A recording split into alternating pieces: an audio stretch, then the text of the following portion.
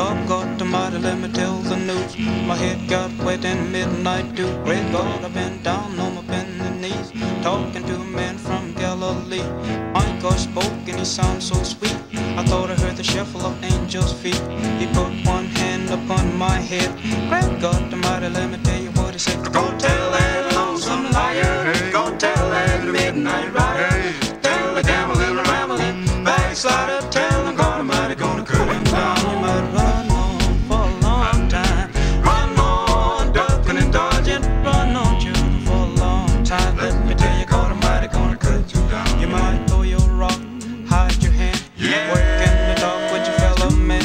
Show as God made you rich and poor, you gonna reap just what you sow. You might run on for a long time, run on, ducking and dodging, run on you for a long time. Let me tell you, God Almighty gonna cut you down. You might run on for a long time, run on, ducking and dodging, run on you for a long time. Let me tell you, God Almighty gonna cut you down. You might run on for a long time, run on, ducking and dodging, run on you for a long time. Let me tell you, God Almighty gonna cut you down. You might run, did the right thing, run, did the right thing, run.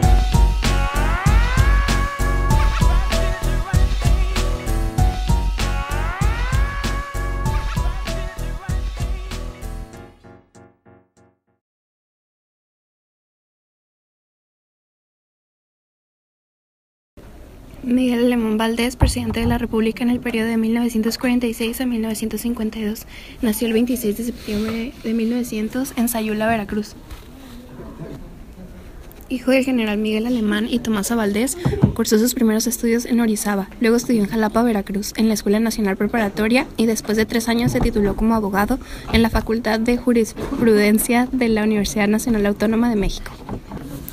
Fue consultor de la Secretaría de Agricultura, magistrado del Tribunal Superior de Justicia del Distrito y Territorios Federales. En 1930 fue elegido diputado por el estado de Veracruz y nombrado senador de la República en 1936. Gobernador constitucional de Veracruz de 1936 a 1940, presidente del bloque de gobernadores construido con el objeto de apoyar al Ejecutivo con motivo de la expropiación petrolera de 1938, director de la campaña presidencial del general Manuel Ávila Camacho y secretario de Gobernación de 1940 a 1945, año en que dimitió para presentarse a las elecciones presidenciales como candidato del Partido de la Revolución Mexicana, PRM, transformado en esas fechas en el actual Partido Revolucionario Institucional, PRI. Al rendir protesta como candidato presidencial, Alemán expresó: el Partido Revolucionario Institucional no debe ser uno más de imposición, sino un órgano con procedimientos de tal naturaleza que realice una auténtica función cívica y democrática. Así, la revolución continuará cumpliendo su deber para con el pueblo de México.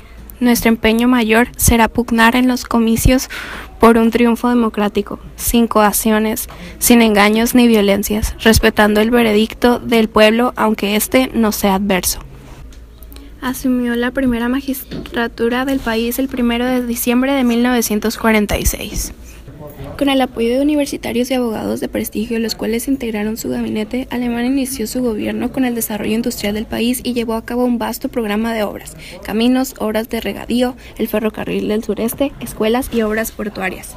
Al frente del país se construyó la ciudad universitaria, única en el mundo por su estilo y dimensiones, el Instituto Politécnico, la Escuela Nacional de Maestros, la Naval de Veracruz y la Escuela de Aviación Militar de Zapopan.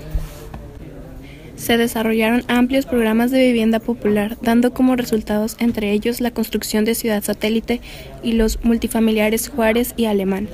Así también el territorio de Baja California Norte se transformó en estado. Otro hecho importante en el mandato de Alemán Valdés fue el derecho por primera vez al voto de la mujer en las elecciones municipales. En contraparte, algunos aspectos negativos del gobierno de Alemán fueron el incremento de los políticos que se hacían millonarios, gracias a los jugosos contratos que ganaban en el gobierno, también por la devaluación del peso y la subsiguiente crisis. Fue miembro de las academias mexicanas, española, colombiana y nicaragüense de la lengua, doctor honoris causa de 4 universidades, la UNAM y las 3 norteamericanas, y el presidente, entre otros organismos, del Instituto Mexicano de Cultura y del Patronato del Museo de San Carlos. Murió en la Ciudad de México el 14 de mayo de 1983.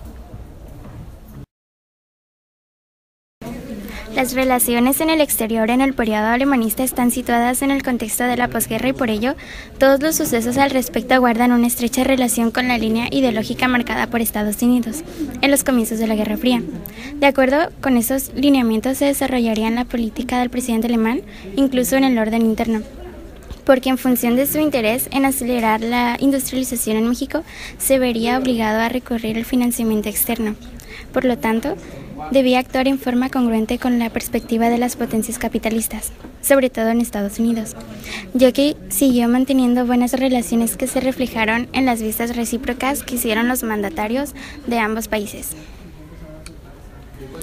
Respecto a la relación de México con Estados Unidos, el gobierno alemanista se propuso varios objetivos y hubo de enfrentar algunos problemas. Entre los objetivos destacan los siguientes: buscar apoyo financiero para realizar el proyecto económico, conseguir créditos para la industria petrolera, atraer la inversión extranjera, revisar el Tratado Comercial de 1942 para finalizar los compromisos contraídos en el mismo. Entre los problemas que se suscitaron en las relaciones México-estadounidenses durante el gobierno de alemán, uno se refiere a los braceros mexicanos que emigraron a los Estados Unidos a consecuencia de la falta de mano de obra en ese país durante la Guerra Mundial. Y el otro tuvo lugar en el sector rural, provocado por la exigencia estadounidense de que el gobierno mexicano ordenara el exterminio del ganado de una campaña masiva contra la fiebre aftosa, ante la amenaza de que esta enfermedad llegara al territorio del país vecino. De inmediato tuvo que enfrentar la fiebre que se extendía desde los estados de Veracruz y Puebla. Creó la Comisión Nacional de Lucha contra la Fiebre Aftosa para controlarla y erradicarla. Pero se cerró la frontera norteamericana al ganado mexicano. Miles de cabezas fueron sacrificadas por el rifle sanitario y las pérdidas fueron millonarias.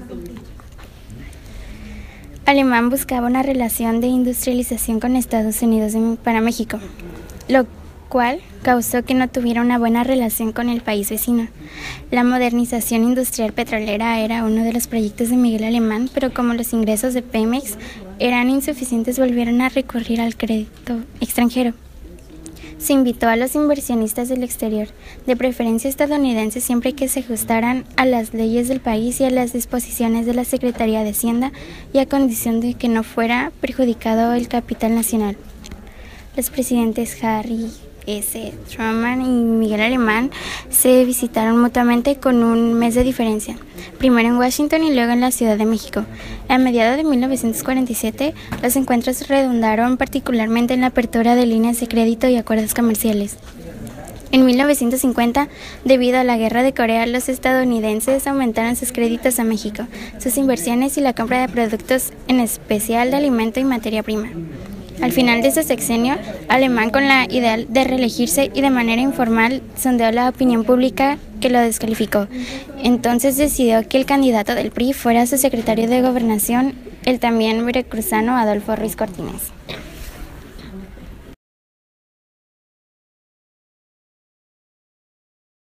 Sociales. En diciembre de 1946 se reformó el artículo 27 constitucional, en el cual se establecían dos aspectos básicos. Uno establecía que los dueños y poseedores de predios agrícolas o ganaderos podían promover el juicio de amparo contra la privación o afectación agraria ilegal de sus tierras o aguas. Y el otro aspecto se refería al límite de la pequeña propiedad, en la cual variaba, según su actividad productiva, las condiciones climáticas y la calidad del suelo. Respecto al reparto agrario, continuó con la tendencia iniciada al sexenio anterior de disminuir la dotación de tierras. Este disminuyó durante los primeros 3 años del gobierno alemanista. Habría de acelerarse en los siguientes 3 años, debido a las manifestaciones de descontento en el sector campesino. Otra característica de la política agraria es que se mantuvo se mantuvo entregar a los campesinos tierra de baja calidad, reduciéndose el número de tierras de labor que correspondían a los ejidatarios. Se continuó con la práctica de dividir las tierras ejidatales en parcelas, con el fin de que fueran trabajadas de forma individual, en contra de lo que había significado el ejido colectivo. En cuanto al turismo, el gobierno de Miguel Alemán se destacó por su parte apoyando al sector, citándose a veces el incremento del turismo en Acapulco como parte de su obra. Logró una importante promoción en nuestro país. El turista, decía, es un hombre que viene en paz, y afirmaba que el mejor conocimiento propiciaba el acercamiento entre los pueblos y mejora sus relaciones. Alemán modificó la prohibición de los juegos de azar mediante la nueva ley del 31 de diciembre de 1947, que otorgó al Ejecutivo la posibilidad de autorizar casinos mediante decreto. Así volvieron a funcionar centros de apuestas como el Casino Aguacaliente y comenzó el intento de hacer de Acapulco en mar y tierra la gran capital del juego, prostitución y droga que rivaliza con la Habana de Batista y Las Vegas de Estados Unidos. Con el fin de dar cumplimiento al proyecto de modernización del sector agropecuario, el gobierno hizo una fuerte inversión, el cual aumentó del 12% al 20% del presupuesto federal entre 1946 y 1950, y aun cuando la mayor parte se empleó en la campaña contra la fiebre aftosa, se realizaron también grandes obras de irrigación por medio de la Secretaría de Recursos Hidráulicos. En el sexenio del presidente alemán se crean varios institutos, Instituto de Pedagogía y el de las Bellas Artes, la cual fue construida en la Ciudad Universitaria Nacional y cuyo primer director fue el compositor Carlos Chávez. El aeropuerto de la capital, la Comisión Federal de Electricidad se modernizó junto con los sistemas de riego. En este periodo se eliminó la viruela y empiezan a crear campañas de vacunas contra varias enfermedades. Incrementa el problema migratorio ya que se termina la Guerra Mundial y la mano de obra mexicana no fue requerida.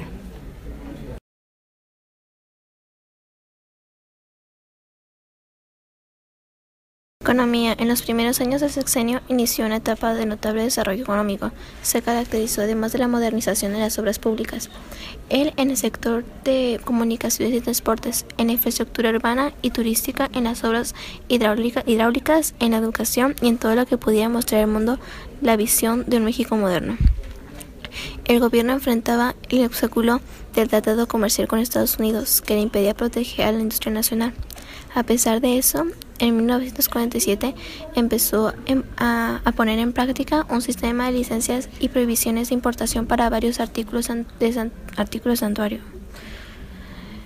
El aumento del gasto público y el creciente endeudamiento del gobierno condujeron a una devaluación. El 18 de junio de 1949, la paridad del peso pasó de 4.85 a 8.65 por dólar. Se devaluó la moneda como el medio más adecuado para salvar las reservas monetarias que estaban siendo saqueadas de México, y de esta manera la medida tiende a evitar cualquier daño mayor para el país. Fue la explicación que le dio el presidente a los industriales. Alemán prestó mayor atención a la industria manufacturera, atendió la mayoría de las demandas de los empresarios, entre las que destacan la protección del mercado interno, bajos impuestos y exenciones fiscales.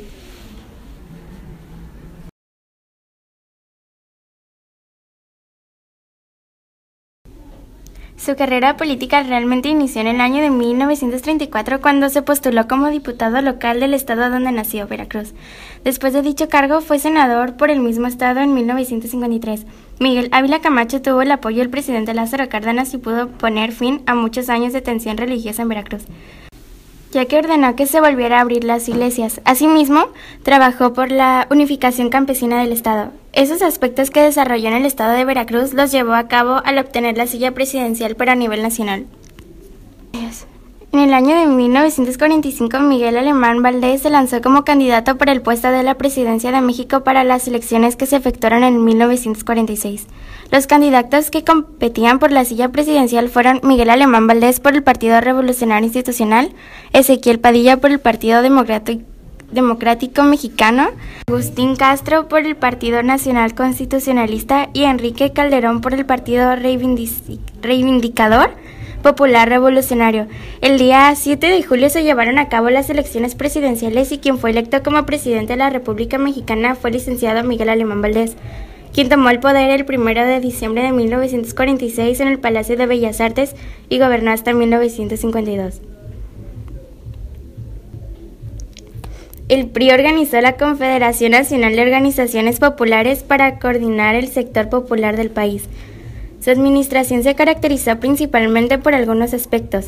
Creó más redes carreteras ferroviarias y otras obras públicas. Organizó y creció el reparto agrario. La inversión privada aumentó y así también se acrecentó el crecimiento industrial y urbano del país. Impulsó la cultura mexicana en otros países y apoyó a muchos artistas como Octavio Paz y David Alfaro Siqueiros.